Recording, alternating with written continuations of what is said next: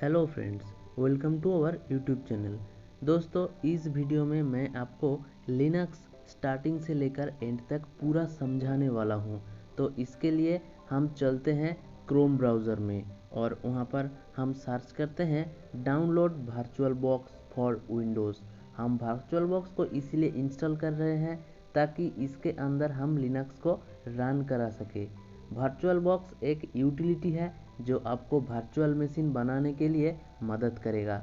आप किस तरह विंडोज़ ऑपरेटिंग सिस्टम के अंदर वर्चुअल मशीन बनाकर उसमें लिनक्स को चला सकते हैं, वो मैं आपको सिखा रहा हूँ। ब्राउज़र में सर्च करते ही आपके सामने www.virtualbox.org का वेबसाइट ओपन हो जाएगा। आप यहाँ पर क्लिक कर दीजिए तो आपके सामने ये पेज खुल जाएगा और यहाँ पर हमको डाउनलोड करना है विंडोज होस्ट। तो मैं यहाँ पर देख सकते हैं विंडोज होस्ट पे क्लिक करूँगा और क्लिक करते ही मेरा वर्चुअल बॉक्स जो है डाउनलोड होना स्टार्ट हो जाएगा। वर्चुअल बॉक्स क्या करता है, हमको मदद करता है विंडोज होस्ट में रहते हुए उबुंटू को इंस्टॉल करने के लिए। अब मैं आपको बताता हूँ लिनक्स के डिस्ट्रो के बारे में। लिनक्स को इन्वेंट किया था लिनस टोरवाल्ड्स ने। उसने यूनिक्स ऑपरेटिंग सिस्टम में जब चेंजेस करना चाहा तो चेंजेस नहीं कर पाया, जो कि अर्ली 90s में बहुत पॉपुलर हुआ करता था। तो उसमें पैसे लगते थे, इसलिए उन्होंने ज़रा सा भी चेंजेस नहीं कर पाए। तो उन्होंने सब सोचा कि यूनिक्स जैसा कुछ ऑपरेटिंग सिस्टम बनाते हैं जिसमें लोग कम्युनिटी कंट्रीब्यूशन दे सके और उसमें इम्प्रूव कर सके। जब लिनक्स बना तो लोग उसमें अपना कंट्रीब्यूशन दिया और बहुत तरीके से उसको इम्प्रूव किया और नई नई चीज़ें ऐड किया। ऐसे होते होते अलग अलग तरीके का लिनक्स बन गया, थोड़ा थोड़ा बहुत चेंजेस के साथ। जैसे कि उबुंटू एक है, उसमें से रेड हैट भी एक है और इसको लिनक्स के डिस्ट्रीब्यूशन कहते हैं। असल में ये होता लिनक्स ही है, लेकिन इसमें थोड़ा थोड़ा चेंजेस रहते हैं। अब हमको उबुंटू डाउनलोड करना पड़ेगा क्योंकि ऑपरेटिंग सिस्टम तो हमको चाहिए ही। हमने जो वर्चुअल बॉक्स इंस्टॉल किए वो तो एक यूटिलिटी था, असल में हमको तो एक ऑपरेटिंग सिस्टम चाहिए। तो मैं ब्राउज़र पर लिखूंगा डाउनलोड उबुंटू 20 और ये देख सकते हैं उबुंटू का ऑफिशियल वेबसाइट भी आ गया। अब देख सकते हैं यहाँ पर लिखा है LTS। LTS का मतलब है लाइफ टाइम सपोर्ट। आप और कोई भी वर्जन यूज कर सकते हैं जिसमें LTS हो। तो आप डाउनलोड पे यहाँ पर क्लिक करेंगे तो ये थोड़ी ही देर में आपके डाउनलोड होना स्टार्ट हो जाएगा। ये थोड़ा बड़ी फाइल है 2.7 GB का, तो थोड़ा सा टाइम लगेगा ये आपको डाउनलोड करने में। मेरा उबुंटू और वर्चुअल बॉक्स सक्सेसफुली डाउनलोड हो गया है। अब मैं वर्चुअल बॉक्स को इंस्टॉल करूँगा तो इसके ऊपर मैं क्लिक करूँगा, इसके बाद नेक्स्ट, फिर नेक्स्ट पे क्लिक करूँगा, अभी इंस्टॉल पे क्लिक करूँगा तो ये सक्सेसफुली इंस्टॉल हो जाएगा। ये इंस्टॉल हो रहा है। आप देख सकते हैं ये इधर एक दिखा रहा है, इधर भी आप इंस्टॉल को क्लिक कर दीजिए। जितना भी परमिशन ये चाहता है आप उसको ओके कर दीजिए। तो ये थोड़ा सा टाइम ले रहा है और ये इंस्टॉल हो गया और मैं फिनिश पे क्लिक कर दिया। इसके बाद हम इसको थोड़ा सा बड़ा करते हैं विंडो को। आप देख सकते हैं वर्चुअल बॉक्स का इंटरफेस ओपन हो गया। तो आपको जाना है ऊपर जो मशीन लिखा हुआ है, आप उधर मशीन पे क्लिक करना है और उसके बाद न्यू। इधर आपका नाम देना है, आप जो भी नाम देना चाहते हो आप अपना नाम दे सकते हो।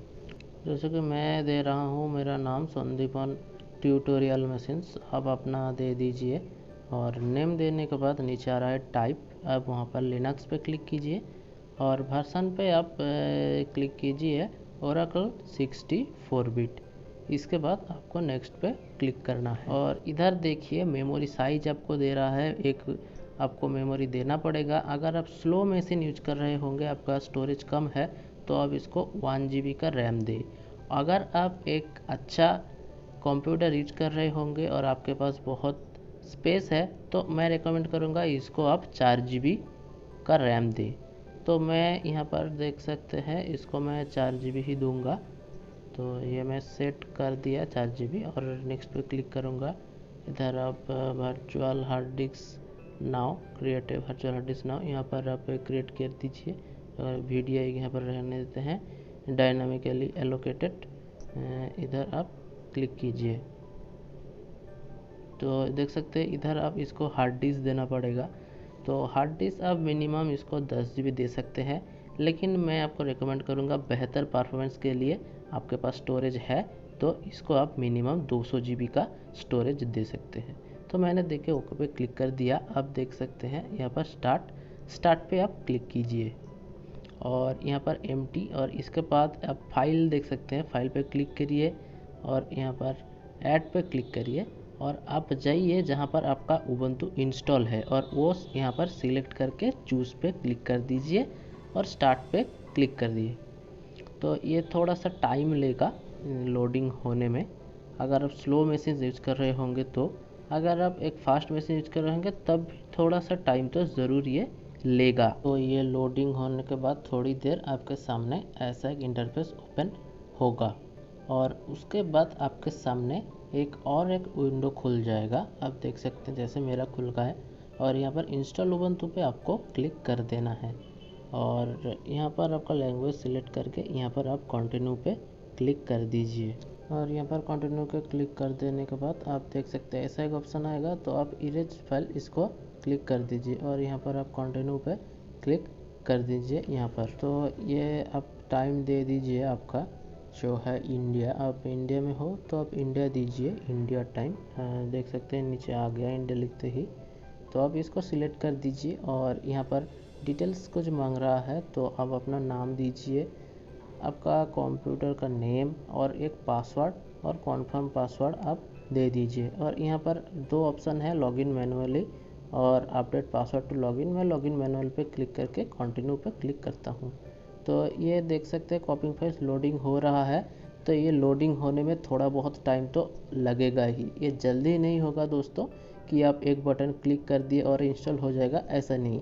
एक ऑपरेटिंग सिस्टम आपके मशीन्स के अंदर जब इंस्टॉल हो रहा है, वो भी वर्चुअल मशीन्स के अंदर, तो थोड़ा सा टाइम लगेगा और आपको थोड़ा सा पेशेंस रखना ज़रूरी है। तो ऐसे थोड़ा सा लोडिंग लेने के बाद आपको दिखाएगा कि इंस्टॉलेशन कंप्लीट। अब आपको रिस्टार्ट नाउ पे क्लिक करना है। रिस्टार्ट नाउ पे क्लिक करते ही ये आपका रिस्टार्ट होगा, थोड़ा सा टाइम लेगा और लोडिंग के बाद आपके सामने ऐसा एक विंडो ओपन हो जाएगा। तो आप ऊपर देख सकते हैं एकदम राइट कॉर्नर पे स्किप करके एक ऑप्शन है, आप सिंपली वहाँ पर स्किप पे क्लिक कीजिए और इसके बाद आप देख सकते हैं नेक्स्ट, और नेक्स्ट पे क्लिक कीजिए। आप जितना भी नेक्स्ट आएगा नेक्स्ट पे क्लिक करते जाइए और फाइनली नेक्स्ट पे क्लिक करने के बाद ये दिखाएगा डन। आप डन पे क्लिक कीजिए, आपको दिखाएगा you are ready to go. ये थोड़ा सा लोडिंग लेगा और अपना जो उबंटू का मेन इंटरफेस है वो ओपन हो जाएगा। अब हम सीखेंगे कि उबंटू में कमांड को यूज करके डिफरेंट काम आप कैसे कर सकते हैं। तो इसके लिए आप एक्टिविटीज़ पे जाइए और वहाँ पर सर्च कीजिए टर्मिनल। आपके सामने ये जो टर्मिनल है वो ओपन हो जाएगा और यहाँ पर हम अपना पहला कमांड जो है वो यहाँ पर लिखेंगे और पहला कमांड हम लिखेंगे यहाँ पर ls। आप भी लिखिए ls लिखते ही आप देख सकते हैं बहुत सारा फोल्डर का नाम आ रहा है। ये क्या करता है, ये आप जो फोल्डर में है उस फोल्डर के अंदर कौन कौन से फाइल्स है और कौन कौन से डायरेक्टरीज है वो आपको यहाँ पर दिखाता है। तो ये था हमारा पहला कमांड ls। तो दोस्तों यहाँ पर कुछ चीज़ है जो आपको क्लियर करना चाहूँगा। लिनक्स जो है वो एक सिंपली एक ऑपरेटिंग सिस्टम है और उबंटू लिनक्स का ही एक डेस्कटॉप वर्जन है। अगर आप सर्वर वर्जन को यूज कर रहे हैं तो आपके सामने सिर्फ टर्मिनल का ही ऑप्शन आएगा, इसलिए मैं टर्मिनल के आपको कमांड रन करके दिखाऊंगा। लिनक्स एक ओपन सोर्स ऑपरेटिंग सिस्टम है, जिसका मतलब कोई भी इसमें मॉडिफिकेशन कर सकता है। आप में से कुछ लोग सोचते हैं कि मेरे को तो लिनक्स सीखना था लेकिन ये उबंटू क्या है, या फिर मेरे को तो उबंटू सीखना है लेकिन ये लिनक्स क्या है। तो मैं आपको बताता हूँ यूनिक्स, लिनक्स और उबंटू में डिफरेंस क्या है। उबंटू जो है वो लिनक्स का डिस्ट्रीब्यूशन होता है और यूनिक्स जो है वो हमारा यूनिक्स फाउंडेशन है लिनक्स की। यूनिक्स को देख के ही लिनक्स बना था। यूनिक्स बहुत ही पुराना ऑपरेटिंग सिस्टम है, इसमें पैसे लगते थे, लेकिन लिनक्स एक free and open source operating system है जिसमें कोई भी आके कुछ भी अपडेट कोई कर सकता है और कोई अपना कोई चीज़ उसमें डाल सकता था। अब आते हैं इंटरफेस पर। लिनक्स पे दो तरीके का इंटरफेस होता है, एक है CLI यानी कि कमांड लाइन इंटरफेस और है GUI ग्राफिक यूज़र इंटरफेस। मैं जो खोल रखा हूँ ये टर्मिनल, तो ये है हमारा कमांड लाइन इंटरफेस, यानी हम यहाँ पर कमांड इशू कर करके कोई टास्क परफॉर्म करेंगे। और विंडोज़ में भी दोनों ही होता है, लेकिन विंडोज़ का मेन फोकस ये है कि यूज़र जो यूज कर रहा है वो GUI यूज करे, यानी ग्राफिकल यूज़र इंटरफेस। लेकिन यहाँ पर लिनक्स को ऐसे बनाया गया कि आप CLI से भी कोई काम इजीली कर सकते हो। तो ये है हमारा CLI, और GUI ये है, देख सकते हैं फाइल मैनेजर। ये जो हमने खोला, ये जो फाइल फोल्डर आप देख रहे हैं, तो ये है हमारा GUI यानी ग्राफिक यूज़र इंटरफेस। लेकिन लिनक्स में ऐसे भी कोई काम होता है जो GUI से ज़्यादा CLI में आपको करने में आसानी होगी। मैं आपको आगे दिखाऊंगा कि काम आप कैसे आसानी से CLI से कर सकते हो। जैसे कि कोई ऐसा बहुत टास्क होगा कि आप GUI में बहुत सारे फाइल खोलेंगे, फोल्डर खोलेंगे, उसके बाद आपका काम होगा। लेकिन आप CLI में 2 लाइन लिख के ही वो कमांड को रन करके आपका काम आप कर सकते हैं। तो हम आगे दिखाएंगे। अब तक के लिए आप दोनों चीज़ समझ के रखिए कि यहाँ पर 2 ही इंटरफेसेस होते हैं, एक है CLI कमांड लाइन इंटरफेस और एक है GUI यानी ग्राफिक यूज़र इंटरफेस। हम वापस से टर्मिनल पर आ गए हैं। यहाँ पर हमने जो पहला कमांड लिखा था वो था ls। ls क्या करता है कि आप जिस भी डायरेक्टरी में है उस डायरेक्टरी का कंटेंट शो करवाने के लिए ls काम करता है। तो आप कौन सी डायरेक्टरी में है ये कैसे पता चलेगा, इसके लिए आपको लिखना है pwd, और pwd लिख के एंटर करने के बाद आप देखेंगे आप जिस भी डायरेक्टरी में है वो आपको यहाँ पर शो करा रहा है। अब हम यहाँ पर लिखेंगे cd/। तो cd/ क्या करता है ये मैं आपको थोड़ी देर बाद बताता हूँ। आप सिंपली cd स्पेस दे के स्लैश लिखिए, cd// और आप एंटर दबा दीजिए। एंटर दबाते ही आप देखेंगे आप स्लैश के अंदर चले जाएंगे और यहाँ पर आप फिर से लिखिए ls, और ls लिखते ही आप देखेंगे यहाँ पर ट्री स्ट्रक्चर में कुछ आ गया है। तो अब मैं यहाँ पर पूरा काम आपको मैं समझाता हूँ कि देखिए जो स्लैश होता है वो क्या होता है, वो हमारा होता है रूट नोड, और cd का मतलब है चेंज डायरेक्टरी, इसलिए हम cd/ दिया तो रूट नोड पर हमारा डायरेक्टरी चेंज हो गया। और अब जब ls लिखा तो वो डायरेक्टरी का सभी कंटेंट दिखाया।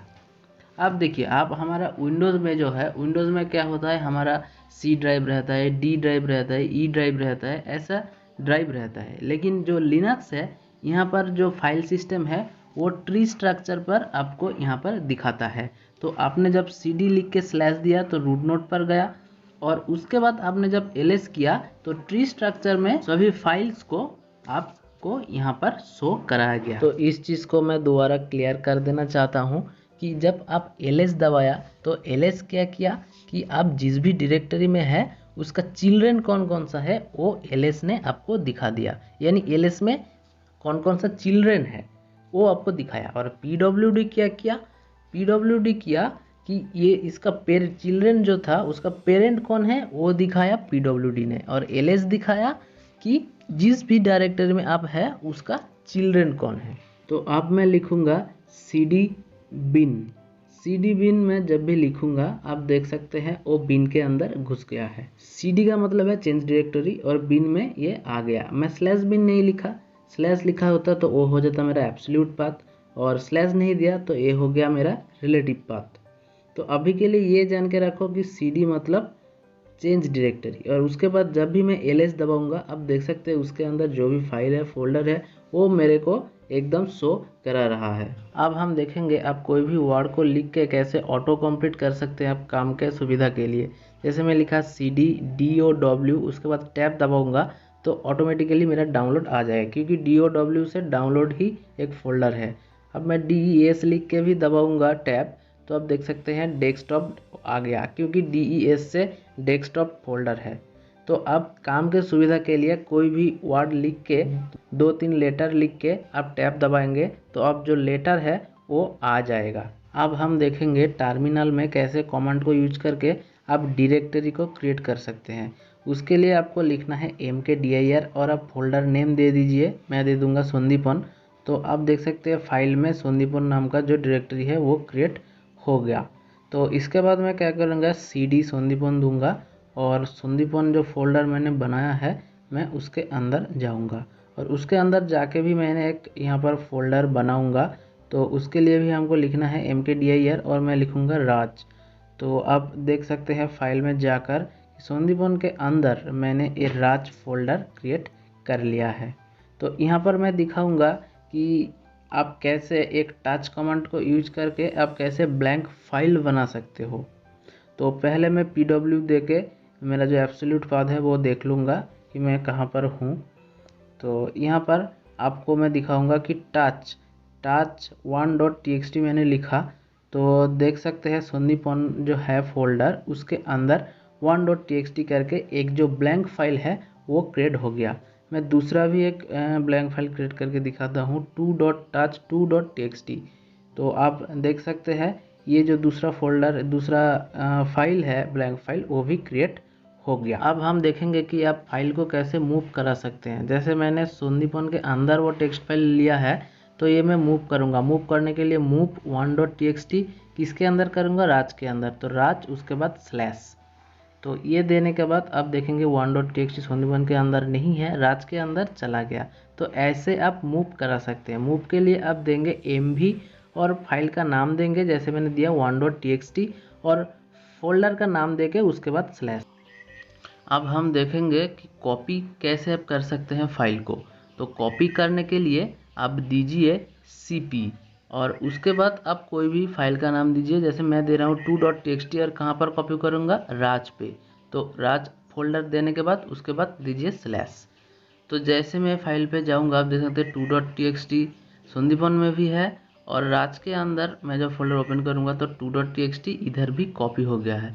तो ऐसे ही आप cp कमांड को यूज करके फाइल को कहीं भी कॉपी कर सकते हैं। दोस्तों अब तक लिनक्स के जो बेसिक कमांड्स थे वो हमने देखा कि कैसे आप mv कमांड को यूज करके कोई भी फाइल को मूव कर सकते हैं। cp कमांड को यूज करके आप कैसे फाइल को कॉपी कर सकते हैं। आप टच कमांड को मदद से कैसे text file blank text file आप बना सकते हैं। कैसे mkdir को यूज करके आप डायरेक्टरी बना सकते हैं। तो ये सब जो बेसिक कमांड्स था वो मैं आपको यहाँ पर दिखा दिया। आई होप आपको भी सब कमांड आसानी से समझ आ चुका होगा। तो दोस्तों यहाँ पर आपको मैं थोड़ा सा सजेशन देना चाहूँगा कि मैं जितने भी कमांड आपको दिखाया या आगे भी जितना दिखाऊंगा तो आप क्या करेंगे, आप थोड़ा कहीं पर भी नोट डाउन कर लीजिए। आप नोटबुक पर भी नोट डाउन कर सकते हैं या किसी पर फाइल बनाकर वहाँ पर भी आप नोट डाउन कर सकते हैं। तो इसमें क्या होगा, आप बाद में जब लिनक्स में बैठेंगे काम करने के लिए तब आप शायद से भूल गए तो आपको यहाँ वहाँ देखना पड़ेगा, आपका समय ज़्यादा लगेगा। लेकिन आप जब नोट करके रखेंगे तो आपको काम करने के लिए बहुत आसानी होगी। तो ये एक मेरा छोटा सा सजेशन था तो मैंने आपको यहाँ पर दिया। अब मैं आपको दिखाऊंगा लिनक्स के यूज़र्स के बारे में। लिनक्स में दो तरीके का यूज़र होता है, एक है रेगुलर यूज़र और है रूट यूज़र। रेगुलर यूज़र क्या है, रेगुलर यूज़र का एक होम डायरेक्टरी होगा जिसके अंदर ये रीड ऑपरेशन, राइट ऑपरेशन या कोई भी फोल्डर बना सकता है या और कोई भी ऑपरेशन ये अपने हिसाब से इजीली कर सकता है। ये सिर्फ अपने डायरेक्टरी में जो काम करना चाहता है ये कर सकता है, लेकिन ये दूसरों की होम डायरेक्टरी पे नहीं घुस सकता। मान लीजिए मेरे पास 3 यूज़र है, A1, A2 एंड A3, ये तीनों मेरा यूज़र है। तो ये क्या करेगा, ये अपनी अपनी डायरेक्टरी में जो भी काम है वो कर सकता है। जैसे A1 अपनी डायरेक्टरी में होम डायरेक्टरी में जो काम करना चाहता है कर सकता है। A2 भी अपने डायरेक्टरी में कर सकता है। A3 भी सेम तरीके से अपने डायरेक्टरी में काम कर सकता है, लेकिन ये एक दूसरे के होम डायरेक्टरी पे नहीं घुस सकता। जैसे कि A1 है वो A2 के होम डायरेक्टरी पे नहीं घुस सकता। सिमिलरली A2 जो है A3 के होम डायरेक्टरी पे नहीं घुस सकता। सिमिलरली A3 भी A1 के होम डायरेक्टरी पे नहीं घुस सकता। तो सीधी सी बात करें दोस्तों तो ये एक दूसरे के होम डायरेक्टरी पे नहीं घुस सकता, ये सिर्फ अपने अपने डायरेक्टरी में ही काम कर सकता है। इसको ही कहते हैं हम रेगुलर यूज़र लिनक्स में। अब है रूट यूज़र। रूट यूज़र जो है उसको फुल एक्सेस रहता है कि वो अपनी होम डायरेक्टरी और दूसरे यूज़र के होम डायरेक्टरी में कोई भी काम आसानी से कर सकता है। रूट यूज़र को हम सुपर यूज़र भी बोल सकते हैं। ऐसा कोई काम नहीं है जो रूट यूज़र नहीं कर सकता। रूट यूज़र हर एक तरीके का टास्क परफॉर्म कर सकता है, इसीलिए रूट यूज़र एक एडमिन भी है। आई होप कि आपको रेगुलर यूज़र और रूट यूज़र के बारे में सब कुछ समझ आ गया होगा। इन दो यूज़र का काम क्या है, इन दो यूज़र का डिफरेंस क्या है, वो आपको मैंने समझा दिया, आपको आसानी से समझ आ गया होगा। अब मैं आपको बताऊंगा एब्सोल्यूट पाथ और रिलेटिव पाथ के बारे में। तो मैं एक पिक्चर ड्रॉ करके रखा हूँ, आप देख सकते हो। तो मान लीजिए एक पूरा एक फाइल सिस्टम है जिसका स्लैश जो है वो है रूट नोट। तो उसके अंदर दो डायरेक्टरी है, एक है बिन और ये है एप्स। बिन के अंदर दो है A1 और A01 और A01 के अंदर दो है A2 और A02। मैं जो बोल रहा हूँ आप ध्यान से मेरी बात को समझने की कोशिश कीजिए। तो मान लीजिए मैं A01 में हूँ, वहाँ पर से मेरे को जाना है A02 में।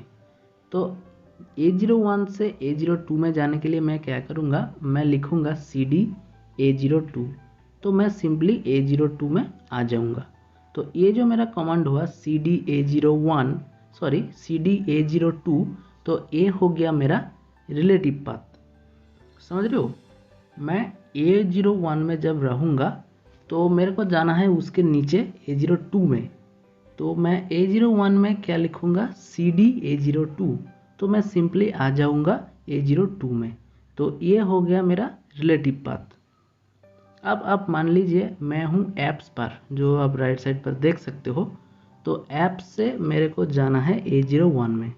तो मैं यहाँ पर CD A01 नहीं लिख सकता, क्योंकि ऐसा लिखने से वो क्या करेगा, ऐप्स के अंदर A01 को ढूंढेगा, नहीं मिलेगा उसको तो वो क्या करेगा, एरर थ्रो करेगा। तो इसीलिए मेरे को क्या करना है, CD स्लैश देना है। स्लैश देने के बाद लिखना है बिन, क्योंकि A01 जो है वो बिन के अंडर है। तो इसीलिए मेरे को लिखना है CD slash bin slash A01। तो मेरे को ऐप से सीधा A01 में चला जाऊंगा मैं। तो ये जो स्लैश दे के मेरा जो कमांड हुआ, ये हो गया मेरा एब्सोल्यूट पाथ। तो ये बात को आपको ध्यान से याद रखना है दोस्तों, हमारा जो एब्सोल्यूट पाथ होता है वो हमेशा स्लैश देकर ही होता है। अगर ऐप्स के अंडर कुछ होता तो वहाँ पर हम CD लिख के उस डायरेक्टरी का नाम दे के वहाँ पर हम जा सकते थे। क्योंकि ऐप्स के अंदर A01 नहीं है, वो बिन के अंदर है, दूसरे एक डायरेक्टरी के अंदर। तो मेरे को CD स्लैश दे के बिन देना पड़ेगा और उसके बाद A01, तो मेरे को A01 पे भेज देगा। तो आई होप कि आपको एब्सोल्यूट पाथ और रिलेटिव पाथ के बारे में समझ आ गया होगा। एब्सोल्यूट पाथ हमेशा स्लैश देकर होगा और रिलेटिव पाथ नॉर्मली CD और डायरेक्टरी का नाम देके जो होगा ये होगा relative path. Absolute path slash देके होगा। तो आप इस बात को ध्यान से अपने माइंड में फिट कर लीजिए। अब हम लिनक्स में और कुछ कमांड्स को दिखेंगे। तो मैंने थोड़ी देर पहले ही आपको रेगुलर यूज़र और सुपर यूज़र के बारे में बताया। अगर आप ध्यान से ख्याल करेंगे तो यहाँ पर देख सकते हैं मेरे नाम के बाद एक जो मैंने लिखा उसके सामने आप देख सकते हैं डॉलर साइन है, यानी मैं यहाँ पर एक रेगुलर यूज़र हूँ, सुपर यूज़र नहीं हूँ। तो रेगुलर यूज़र के तौर पे मैं एक कमांड रन करना चाहूँगा sudo apt update। तो ये क्या करेगा, आपका जो सॉफ्टवेयर है वो कौन कौन सा अपडेट का लिस्ट है वो आपको देगा। आप ये लिखेंगे तो आपके जो पासवर्ड आपने सेट किए थे पहले तो वो मांगेगा। आपने जब पासवर्ड दे देंगे तब आप देख सकते हैं ये जो अपडेट का जो लिस्ट है वो एक के बाद एक अपडेट करती जा रहा है लिस्ट को। तो sudo apt अपडेट का मतलब यही है कि आपका सॉफ्टवेयर का जो लिस्ट है वो यहाँ पर आपको अपडेट करके देगा। आप देख सकते हैं लोडिंग हो रहा है, ये दिखा रहा है, ये देख सकते हैं पैकेज लिस्ट डन। तो ऐसे ही आप sudo apt अपडेट को यूज करके देख सकते हैं। तो हमने देखा कि sudo apt अपडेट क्या काम करता है। अब हम दिखेंगे sudo apt अपग्रेड। हमने पहले देखा अपडेट, अब हम देखेंगे अपग्रेड। तो sudo apt अपग्रेड क्या करता है, ये आपको आपके सिस्टम में जो भी अपग्रेड अवेलेबल होगा वो आपको करके देगा। तो ये आपको एक परमिशन मांगेगा, एंटर करने के बाद आप अगर y लिखेंगे तो आप देख सकते हैं ये एक के बाद एक इंस्टॉल करना शुरू कर देगा। आप देख सकते हैं राइट साइड पे स्पीड दिखा रहा है और कितना टाइम लग रहा है वो भी दिखा रहा है। तो यह है sudo apt अपग्रेड। तो अपडेट और अपग्रेड में फ़र्क आप ध्यान से समझ लीजिए। आप जब लिखेंगे sudo apt अपडेट तो आपको जो लिस्ट होगा वो अपडेट करके देगा, लेकिन आप जब लिखेंगे sudo apt अपग्रेड तो आपको जितना भी अपग्रेड अवेलेबल होगा वो सारे की सारे आपको इंस्टॉल करके देगा। तो ये डिफरेंस को आप ध्यान से समझ लीजिए दोस्तों।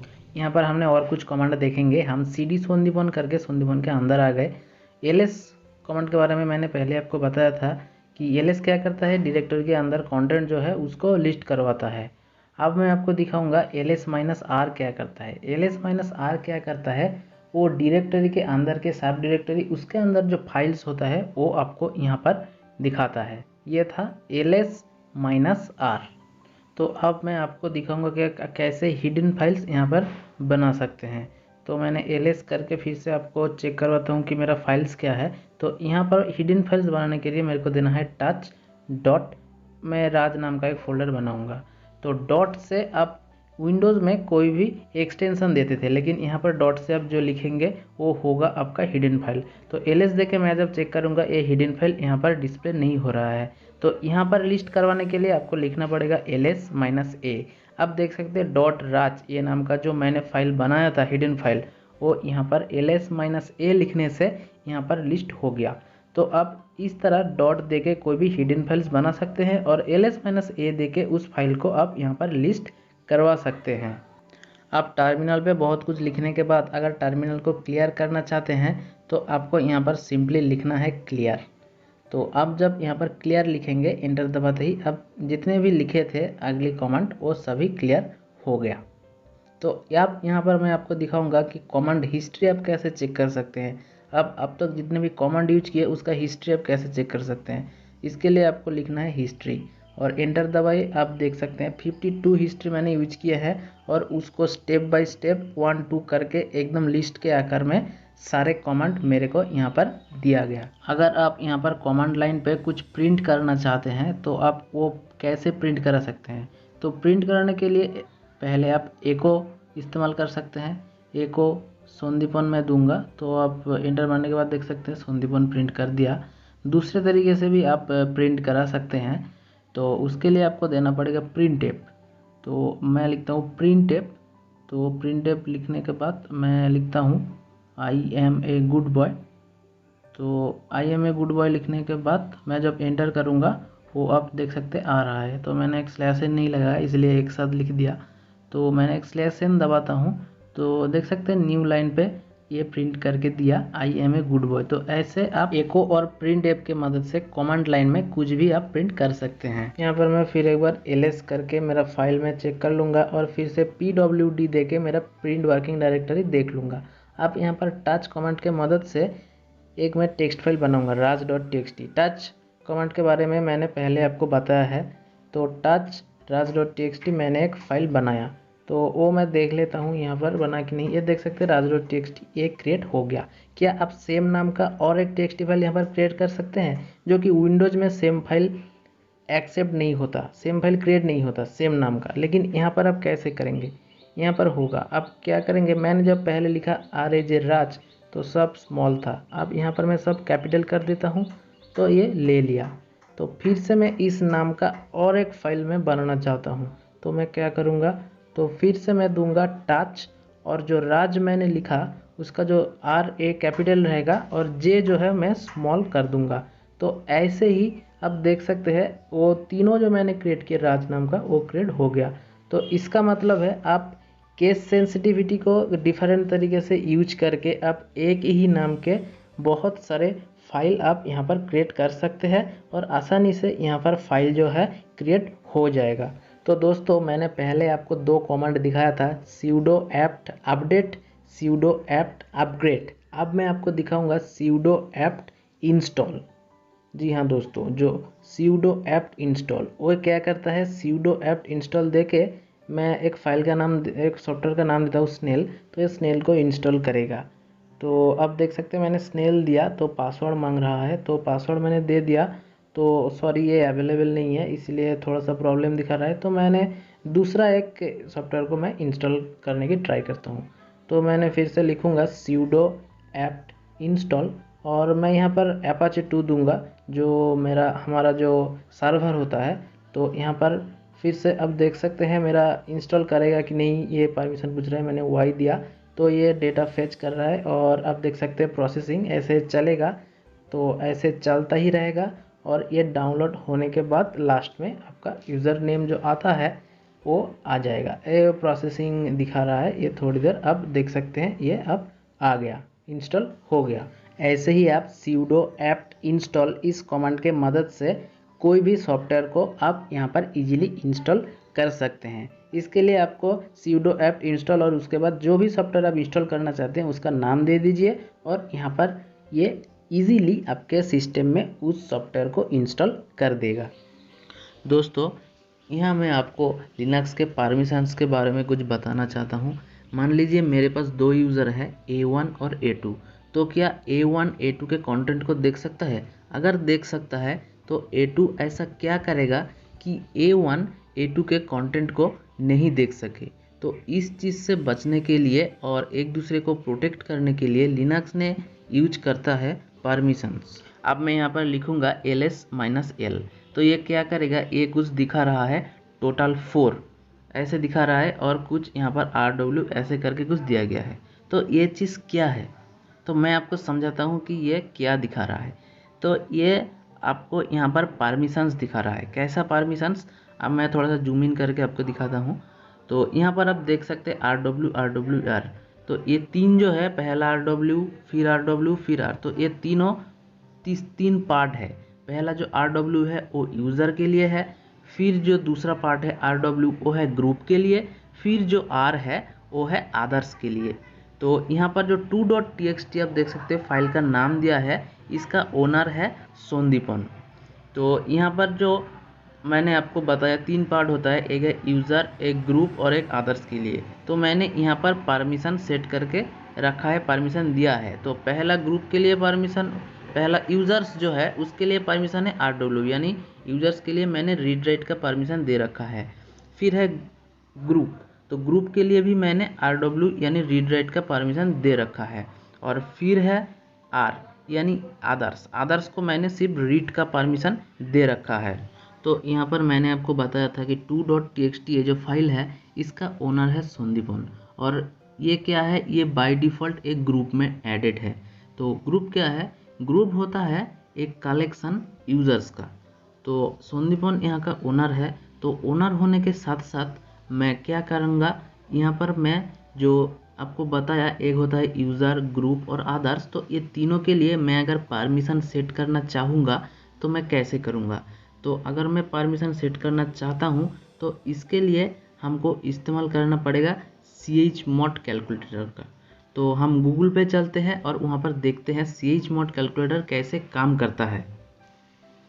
तो हम गूगल पे आ गए हैं और यहाँ पर मैं सर्च करूँगा chmod कैलकुलेटर, और chmod कैलकुलेटर आ गया है। तो यहाँ पर आप देख सकते हैं मैंने जो बताया था आपको, ओनर, ग्रुप, पब्लिक, ये तीनों पार्ट होता है। तो मैं ओनर को अगर रीड, राइट और एग्जीक्यूट का परमिशन देना चाहता हूँ तो तीनों पे मैंने टिक किया।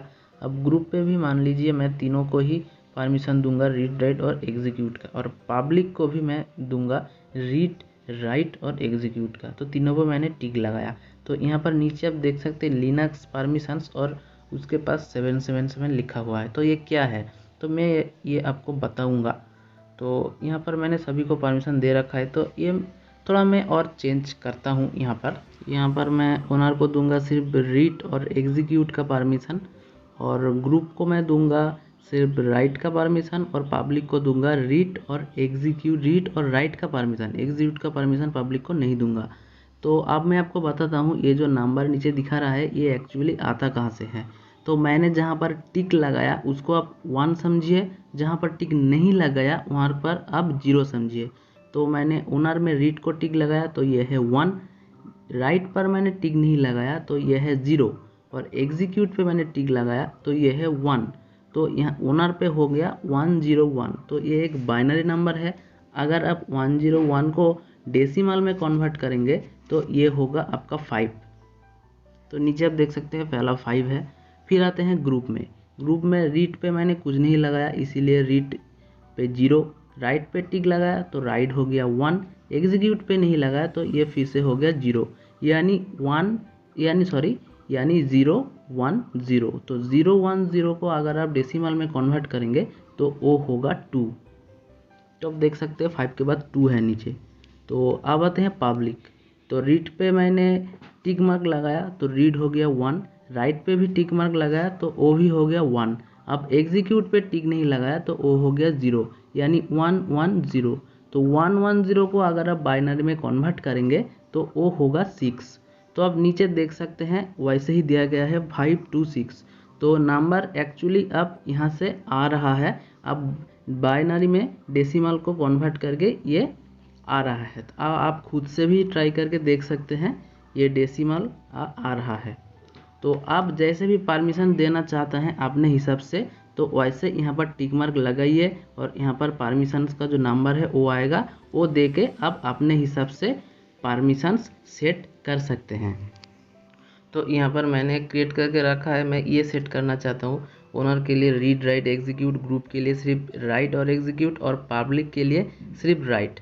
तो ये जो आप देख सकते हैं परमिशन हुआ है 734। तो मैं इस नंबर को यूज करके इस परमिशन को मैं दूंगा। तो मेरे को लिखना है chmod और जो क्रिएट हुआ था 734, और मैं 2.txt का परमिशन सेट करना चाहता हूँ, इसीलिए 2.txt। अब मैं ls-l करके देखूंगा।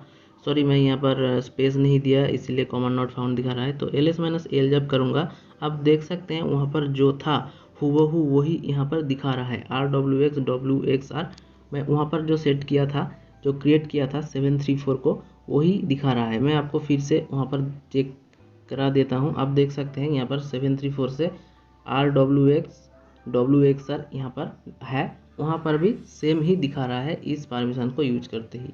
तो ऐसे आप परमिशंस को सेट कर सकते हैं। हम यहाँ पर और कुछ इंपॉर्टेंट कमांड देखेंगे। हम देखेंगे टॉप कमांड के बारे में। तो टॉप कमांड क्या करता है, सबसे ज़्यादा कौन सा प्रोसेस आपका रिसोर्स कंज्यूम कर रहा है वो यहाँ पर दिखाता है हमारा टॉप कमांड। तो अगर मैं यहाँ पर एंटर दबा के क्यू दबा दूँ और फिर मैं लिखूँ PS, ठीक है, आप एंटर दबाइए फिर क्यू दबाइए और दीजिए PS। तो PS क्या करता है, PS सारी की सारी जो प्रोसेस चल रही है उसको लिस्ट करवाता है। हमने यहाँ पर PS और टॉप कमांड के बारे में देखा। अब हम देखेंगे किल कमांड के बारे में। किल कमांड क्या करता है, आपकी बैकग्राउंड में जो प्रोसेस चल रही है उसको किल करता है, यानी बैकग्राउंड से उसको टोटली हटा देता है। तो आप जैसे देख सकते हैं फायरफॉक्स मेरा सबसे ज़्यादा रिसोर्स कंज्यूम कर रहा है, तो मैं किल और फायरफॉक्स का जो PID है वो मैं लिखूँगा। तो मैं लिखूँगा, तो सॉरी मैं यहाँ पर टॉप लिख दिया, मेरे को किल लिखना है, टॉप नहीं लिखना, किल। और उसके बाद जो प्रोसेस ID है फायरफॉक्स का 2280 वो देना है। और फिर आप देख सकते हैं मेरा जो बैकग्राउंड पे चल रहा था फायरफॉक्स, उसको बैकग्राउंड से हटा दिया, यानी कि उसको पूरी तरह से किल कर दिया। तो ऐसे आप किल कमांड के मदद से आपकी बैकग्राउंड की प्रोसेस को टोटली किल कर सकते हैं। हमने टॉप कमांड, PS कमांड और किल कमांड के बारे में देखा। अब हम देखेंगे भीम।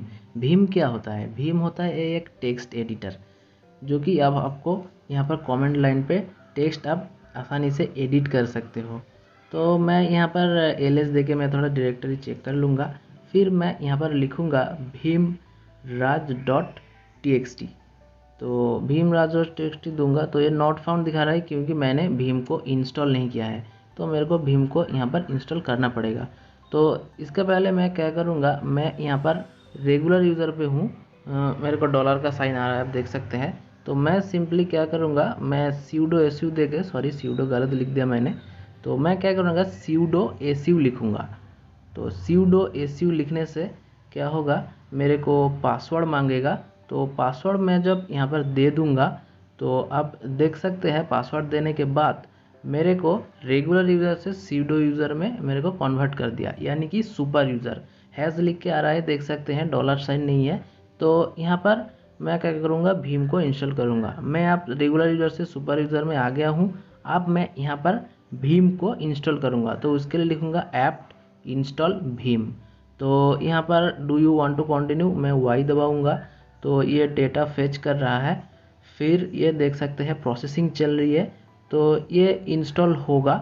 तो इंस्टॉल होने तक हम वेट कर लेते हैं।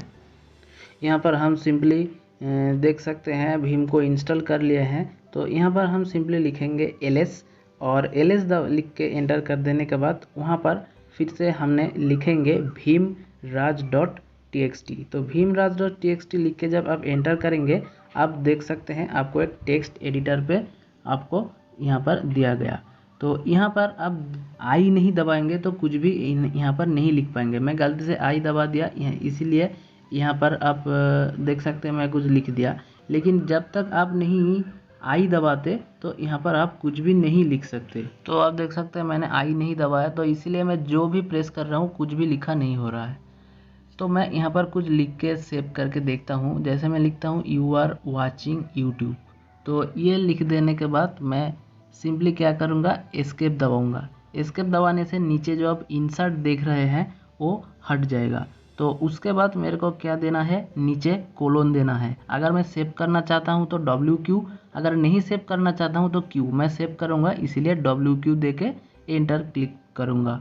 और यहाँ पर फिर से हम देखेंगे भीमराज.txt। तो अब देख सकते हैं मैं जो लिखा था यू आर वॉचिंग यूट्यूब, तो यहाँ पर वो आ रहा है। तो ऐसे आप यहाँ पर लिख के सेव कर सकते हैं। अगर मान लीजिए यहाँ पर मैंने जो लिखा मैं गलती से इसको मिटा देता हूँ, तो मैं चाहता हूँ कि ये नहीं इरेज हो और पहले मैं जो लिखा था वही सेव रहे। तो इसके लिए मेरे को क्या करना है, सबसे पहले एस्केप दबाना है ताकि मैं इंसर्ट मोड से बाहर आ जाऊँ। फिर मेरे को देना है कोलोन, उसके बाद Q लिखना है और उसके बाद देना है एक्सक्लेमेशन मार्क, कोलोन Q, उसके बाद एक्सक्लेमेशन मार्क। और एंटर दबाने के बाद मैं टर्मिनल पे आ गया। यहाँ पर मैं लिखूँगा भीमराज.txt। तो देख सकते हैं मैंने जो गलती से इसको इरेज कर दिया था वो इरेज नहीं हुआ था। तो आप ऐसे ही कोलोन Q और एक्सक्लेमेशन दे के आप इस गलती को सुधार सकते हैं। तो दोस्तों इस वीडियो में लिनक्स के जितने भी सारे कमांड थे या कुछ जो भी टास्क थे मैंने आपको सब कुछ एक वीडियो में दिखा दिया है। आई होप आपको सब कुछ समझ आ गया होगा, कोई प्रॉब्लम नहीं हुआ होगा। फिर भी आपको कोई प्रॉब्लम आता है तो हमको कमेंट बॉक्स में वो प्रॉब्लम बता सकते हैं, हम आपको तुरंत ही हेल्प करेंगे। तो आप हमको सजेशन ये भी दे सकते हैं कि हम अपने चैनल में और क्या कोर्स आपके लिए छोड़ सकते हैं या कौन सा कोर्स आपके लिए हेल्पफुल होगा, ये सजेशन भी हमको ज़रूर दे ताकि हम वो कोर्स आपके लिए ला सके। तो ये सजेशन हमको कमेंट बॉक्स में देंगे तो अब हम क्या करेंगे, आपके लिए वो कोर्स लाने की हम कोशिश करेंगे। तो बस आज के लिए इतना ही। अगर वीडियो को अच्छा लगा है तो लाइक ज़रूर कीजिएगा, अपने सभी फ्रेंड के साथ भी शेयर कीजिएगा। चैनल में नए हो तो सब्सक्राइब करके बगल वाले बेल आइकन को ज़रूर दबा दीजिएगा। हम ऐसे ही मिलते हैं नेक्स्ट वीडियो में, तब तक के लिए गुड बाय।